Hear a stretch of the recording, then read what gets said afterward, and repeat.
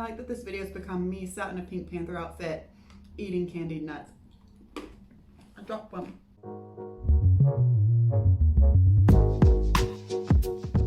Welcome to my channel. It looks like the performing world is starting to finally pick back up again a little bit. I've actually gotten a couple of inquiries about potential future gigs and contracts, and I'm pretty excited about that. So I thought I wanted to do a video about performing to kind of celebrate that today. So today we're going to do the top 10 things that I find super useful to have in my bag for any time I'm doing an aerial show or performance. These are not the things you might think of first off. Of course, you need your makeup and your hair stuff and your costume and all of your apparatus and equipment. But these are little extras that have been incredibly useful to me and things that I now make sure to put in my bag whenever I'm going out on a gig or getting ready for a show. Over years as a professional aerialist, they are things that I have found to be extremely useful. They have saved my life once or twice, especially doing short gigs, like one night gigs, where you're kind of have to be self-contained. You have to be your own show and be super responsible for yourself. And hopefully after watching this, you guys will know to have them with you and you won't have to learn the hard way through not having them like I did with a lot of these. So let's get started. The first thing I'm gonna say is to make sure that you have an extra camera.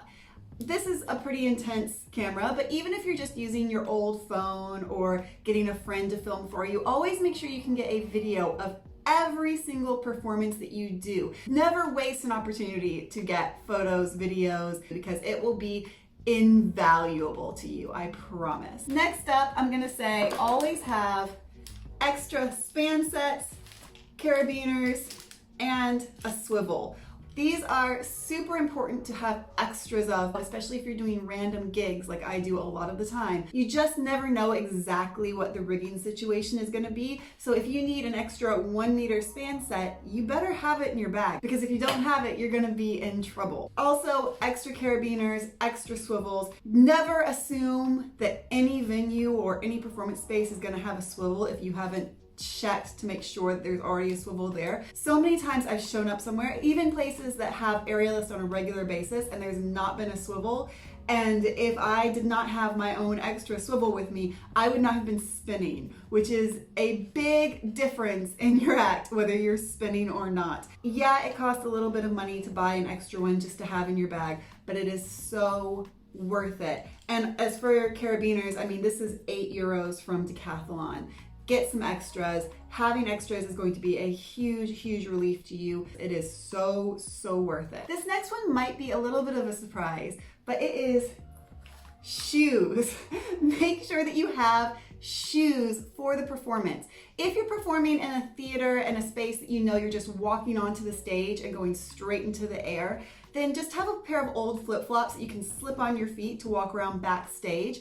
But if you're performing in a venue that, for instance, a club or a restaurant or somewhere that you have to walk through the venue to go into the air to get to your apparatus, have a pair of nice, sparkly, show-style heels that you can easily slip on and off. I really like these because they are dance shoes. I've just added these rhinestones to. They have a snap buckle, so I can walk out with them buckled up like this. I can do a little choreography if I need to, and then I can just reach down, unsnap it, slip it off, and go into the air with bare feet. It just is super, super, super professional to be able to walk out with a nice looking shoe, quickly get rid of it and do your act. Then when you come back down, again, I can quickly put this on and walk off with a nice shoe, especially if you're in a venue where there might be broken glass or something sharp on the floor.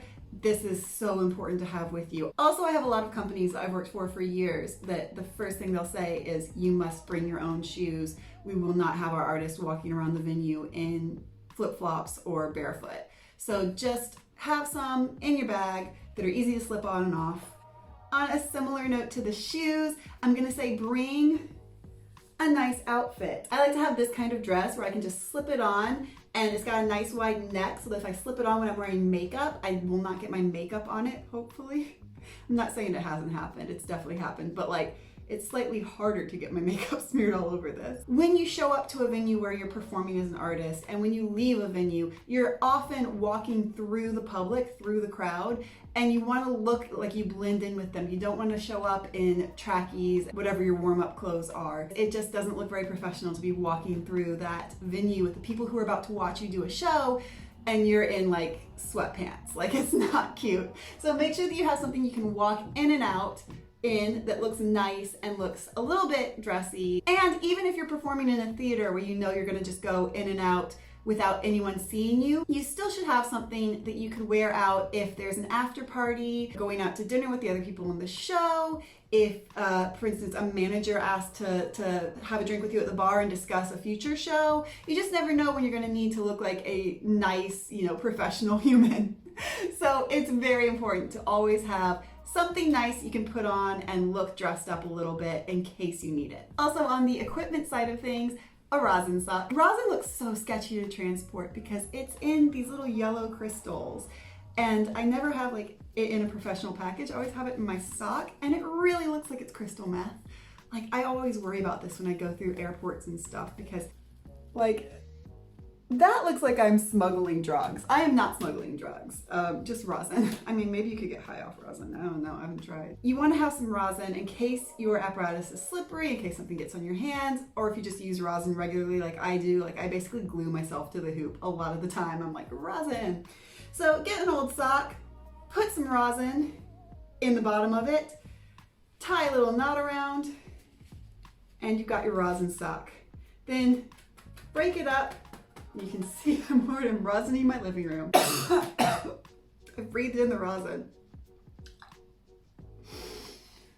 Tap, tap, tap, tap, tap, and it gets rosin nicely on your hands or on your neck if you're doing neck hang, or on your feet for feet hangs, or whatever you need to rosin. And this is a great way to transport like a manageable amount, because when you buy rosin, it comes in these big, big, big packages. It's more than you'll ever need, and you don't want to have to lug that all the way to a venue. If you are not sure about what rosin to buy or where to get the rosin, I will link it in the description of this video. It's not that expensive. It's sort of like dry hands or chalk. It helps your hands stick to your apparatus, but rosin is the stickiest of those options. Dry hands and chalk just sort of dry you out, whereas rosin actually becomes very like sticky and gluey. Another super important one is to have basic sewing supplies. If you have one of those little compact sewing kits that comes in a box all together, that is great to have, but at the very least have some scissors and a couple of different colors of thread and a needle, because if you have for instance, a hook that comes off a costume or a little tear, you can just quickly fix it. It doesn't have to be the perfect color thread for every costume. Just white and black will cover whatever well enough for one show until you can get home and properly fix it. But just having these things available will save you a lot of hassle, worry, and stress with costumes. Also have some thick sports tape. This is Elastoplast. I just got this at my local pharmacy. I just said, give me some thick sports tape. This is just sticky on one side. It's very like fabric. You can see it's kind of a fabric texture. If I have a burn or if I have something that's hurting me, then I can quickly just cover it. Because this one's a fabric tape, it's going to stay on better and be thicker and more protective. But also I can take my foundation from my makeup, get a little sponge, dab, dab, dab this tape, and turn it the same color as my skin, so that when I'm on stage, you won't see the tape, you'll only see my skin color all over me, which is ideal, because having a big patch of this is not gonna be cute. Of course, you need your makeup and hair supplies, but these are a couple of little extras that I put in my makeup bag. The first is lip glitter. I use this as lip glitter, but to be honest, I think it's just nail glitter that I got off of like Wish. Any red glitter, if you're using a red lipstick, obviously match the color of the glitter to your lipstick, or a matte lipstick. So a lipstick that is going to dry to be a matte, non-sticky, non-wet feeling. Because if you have your hair down, or even if you are just performing, it's really easy to do this, to have your hair get in your lipstick, to end up with lipstick all over your face if you have a wet feel lipstick or just a normal lipstick. So if you either put the glitter on top or have a matte lipstick that dries itself, you'll end up with a nice dry feeling to your lips, and it's going to be much more difficult to get it smeared everywhere. So many times I've come off stage and found a smear of lipstick like that. I don't know how I do this on stage. Like, I don't think I've ever had choreography that does this, but often I'll end up with it on my shoulder. It doesn't make any sense. To use the glitter, just take a little eyeshadow brush, dab it in the glitter, and then dab it directly onto your lips. Or just use your matte lipstick and let it dry until it feels as dry as possible. Also, make sure that you wait to put on your lipstick until right before you go on stage. I do everything else, rest of my makeup, my hair, put on my costume, do my full warm up, and the last thing that I do before I go on stage is put on my lipstick, because that's the easiest thing to get smeared and messed up. So leave your lipstick till last. Use a product that is going to make it nice and dry, and then you won't end up looking like a clown. Sort of the equivalent to that with your hair is if you're going to have your hair up in a bun or a chignon, make sure you have a hairnet. These are Bunhead's hairnets. They're just a simple hairnet. You can also buy them in like supermarkets or anywhere that has like bobby pins and hair elastics and that kind of thing will probably have hairnets. You just might have to look to find your good color. I use brown because they never have red, but brown blends enough that you can't see it. It's the same that like cafeteria ladies use. Instead of putting on your head this way, you're going to, like if this is my bun in my hair, I just wrap it around the bun as many times as I can, and then I pin in around it so that my hair is all contained in this hairnet. That's just gonna stop you from having flyaways, because if you do a bun without a hairnet, every ballet dancer knows you're gonna end up with massive flyaways, and nothing shows off flyaways like theatrical lighting. You may think that your hair is glued down and perfect, but you get in lights and immediately you will have like a porcupine head. So make sure that if you're doing a bun or any hairstyle you can fit a hairnet over, that you're using a hairnet to make it look smooth and nice and polished and professional. This is something that I think you don't think of until you have done several gigs where you needed it and didn't have it, and that is makeup wipes. Not makeup remover, makeup wipes, because makeup remover, obviously you can take off your makeup, but with a wipe, first off, it's much easier to fix if you get your lipstick smeared. If you smear off some eyeliner, you can fix it much easier with a makeup wipe than with like a liquid makeup remover.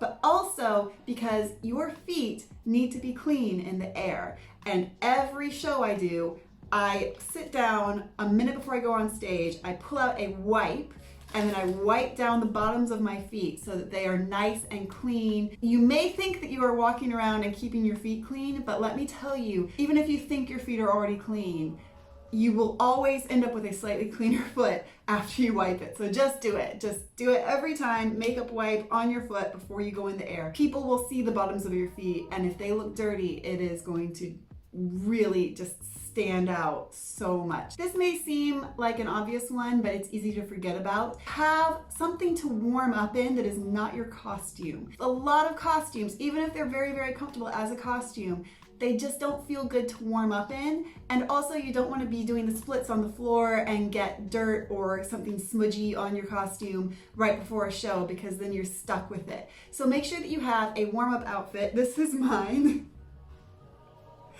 It's the Pink Panther. But I love this because it's a full body onesie and it's so fluffy and soft and warm. I've worn this out in January in Paris outside with no coat and been like totally comfortable. It's so unbelievably warm inside this like furry Pink Panther. Hang on. Da-dun, da-dun, da-dun. Oh, this is just joy in a onesie. It's great. Back to the point. Make sure that you have something that you can use to warm up, stretch in, stay warm in between numbers. Have a warm-up outfit, something that brings you as much joy as this does to me. And finally, make sure that you have a snack. I've been really into these candied almonds lately. Nuts are a great snack because they give you a lot of energy. They have calories. They'll give you an energy boost, but they won't leave something in your teeth like chocolate or, you know, fruit might. And also they're just easy to transport and delicious. I'm just gonna eat these now. They're so good. I like that this video has become me sat in a Pink Panther outfit eating candied nuts. I dropped one. Do I have to finish this video? Can I just sit here and eat? I bought this bag 2 days ago. And this is how many nuts are left in it. Not good. No, it wasn't 2 days ago. It was yesterday. Someone take the nuts away from me, please. But find something that you like to snack on. Having a snack is great because not only do you sometimes get hungry waiting for a show to start, I've literally been at gigs where I've been delayed 3 or 4 hours. A lot of these event planners will just kind of push things back and push things back and push things back, and before you know it, you've been sat there waiting for the show to start for 3 hours and you are starving and hangry. So don't do that. Have a snack, have something you can munch on, and if you have an energy dip, it's a great way to just bring your energy up before you go on stage. So those are things I always like to have with me backstage in case of emergencies or just for the sake of convenience. If there's something that you find really useful that I haven't listed here, then please make sure you let me know. Let me know in the comments. What's your favorite thing to have in your back pocket if you're doing a show or a performance or even for class? I'll probably do another one of these videos for class if you guys are interested in that. Things to take with you to class, especially if it's starting a new apparatus or starting your first class. Please take a minute to subscribe to my channel. There's a lot of great aerial tutorials over there, plus other videos like this one. I do Wednesdays and Saturday videos. Wednesdays are always tutorials. Saturdays are videos with more of a broad subject like this one. Plus, I have a great community of people who are just really amazing, and I love interacting with you over there. And if you have a question or you would like to request a tutorial or a video like this, or if you just want to say hi, I check all my messages both here on YouTube and on my Instagram, which is linked in the description as well. And yeah, I think that's it. I'm gonna go back to a snacking Pink Panther now. So I'll see you guys next time.